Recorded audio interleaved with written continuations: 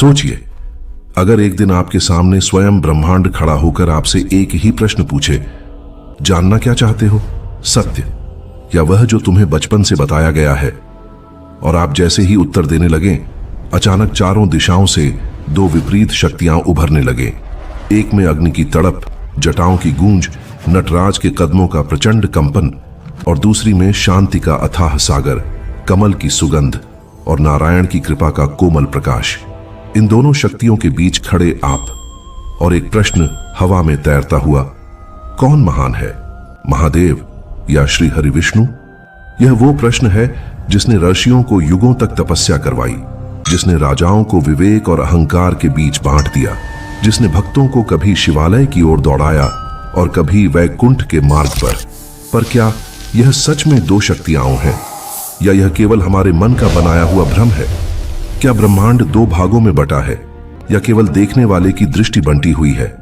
आज इस कथा में आप वह सत्य जानेंगे जिसे समय ने कभी खुले रूप में स्वीकार नहीं किया, वह सत्य जिसे सुनकर कई युग कांप उठे और कई हृदय जीवन भर शांत हो गए। तो तैयार हो जाइए, क्योंकि आगे वह रहस्य है जिसे जानने के बाद महादेव और विष्णु आपके लिए हमेशा के लिए एक हो जाएंगे। समय की शुरुआत से भी पहले, जब न दिशा थी न ध्वनि, सिर्फ एक असीम काला सागर था जिसमें ब्रह्मांड की अधूरी धड़कनें तैरती थीं, वहीं कहीं एक रहस्य छिपा था जिसे युगों से कोई नहीं समझ पाया। कौन बड़ा है, महादेव या विष्णु? कहानी की शुरुआत होती है एक अनंत शून्य से, जहां से समय ने पहली सांस ली, और उसी के साथ जन्म हुआ दो प्रकाश रेखाओं का, एक शांत गहरी नीली जिसमें अनवरत शांति का सागर बह रहा था, और दूसरी अग्नि के समान तेज जो विध्वंस और सृजन दोनों को एक साथ धारण कर रही थी। यही दो रेखाएं आगे चलकर हरि और हर बनी, विष्णु और महादेव। लेकिन ब्रह्मांड के जन्म के इस दृश्य में एक अदृश्य उलझन थी। क्यों ये दो? क्यों ब्रह्म ने एक ही शक्ति को दो रूपों में विभाजित किया? यही कहानी का पहला झटका आता है। कहते हैं शुरुआत में कोई देवता नहीं था, कोई रूप नहीं था, सिर्फ कंपन थी, और उस कंपन की पहली स्थिरता विष्णु का नारायण रूप बनी, जबकि उसी कंपन की पहली गति शिव का नटराज रूप। दोनों एक ही ऊर्जा की दोनों धड़कनें थे, पर ब्रह्मांड इन्हें दो मानकर चलता रहा। जैसे जैसे युग बीतते गए, धरती पर मनुष्य ने इन्हें अलग देखना सीखा, पर ऊपर समय के पार, जहां आकाश गंगाएं सिर्फ चिंगारियों की तरह चमकती है, वहां कभी कोई अंतर था ही नहीं। यही बात समझने के लिए एक आर्षि ने हजारों वर्षों तक तपस्या की, क्योंकि उसके मन में भी वही प्रश्न था, अगर महादेव संहार हैं और विष्णु पालन हैं, तो जो करता है वही विध्वंसक कैसे, और जो रक्षक है वही संहारक कैसे बन सकता है? अपनी तपस्या के अंत में उसे एक दर्शन मिला, एक शांत झील जिसके किनारे न महादेव थे न विष्णु, बल्कि दोनों का एक सम्मिलित प्रकाश था। वह प्रकाश किसी भी रूप से मुक्त था, लेकिन उसी प्रकाश से अचानक दो तरंगें निकलकर अलग दिशाओं में बहने लगीं। ऋषि समझ गया कि दोनों शक्तियां एक ही स्रोत से आती हैं, पर ब्रह्मांड के संचालन के लिए उन्हें दो रूपों में प्रकट होना पड़ता है। परंतु असली रहस्य अभी बाकी था। उसने देखा कि सृष्टि के हर संकट में जब भी दुनिया विनाश और अस्तित्व के बीच फंस जाती, तभी महादेव और विष्णु के बीच एक मौन संवाद होता था, बिना शब्दों के, बिना भाषा के, सिर्फ ऊर्जा के माध्यम से।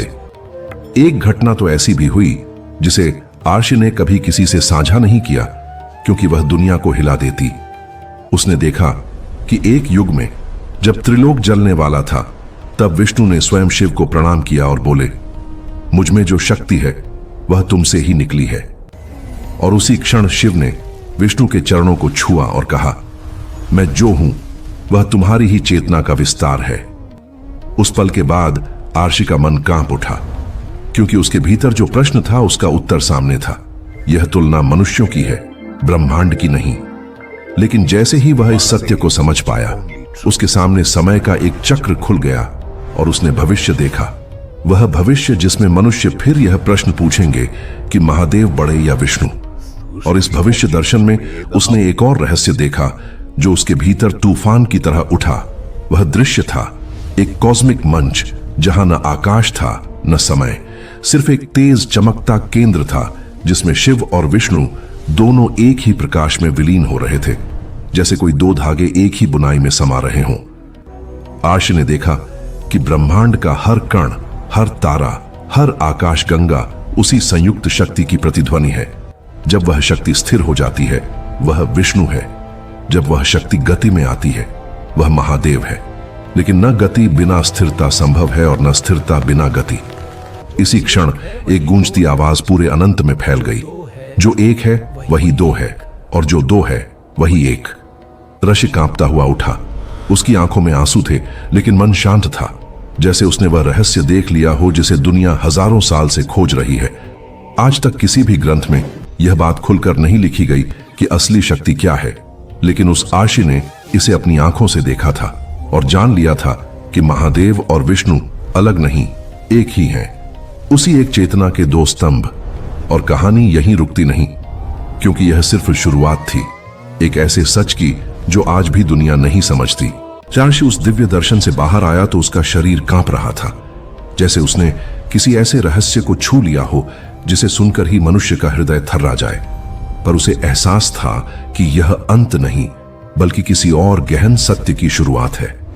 उसी रात जब पूरा आश्रम निस्तब्धता में डूबा हुआ था और हवा भी बिना सरसराहट के बह रही थी, आर्षि को लगा कोई अदृश्य शक्ति उसके नाम का आह्वान कर रही है।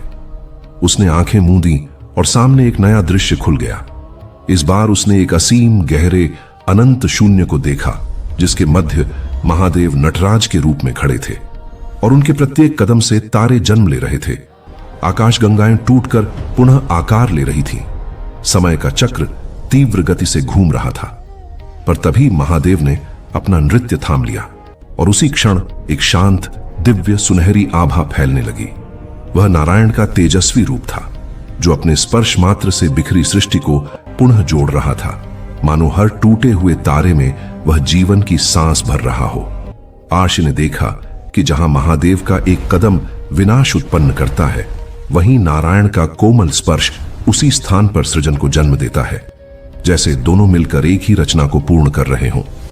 परंतु असली चमत्कार तब प्रकट हुआ जब इन दोनों रूपों के पीछे एक और विराट प्रकाश उभरा, इतना अनंत, इतना अथाह कि उसके सामने शिव और नारायण दोनों रूप केवल एक लहर की तरह प्रतीत होते थे।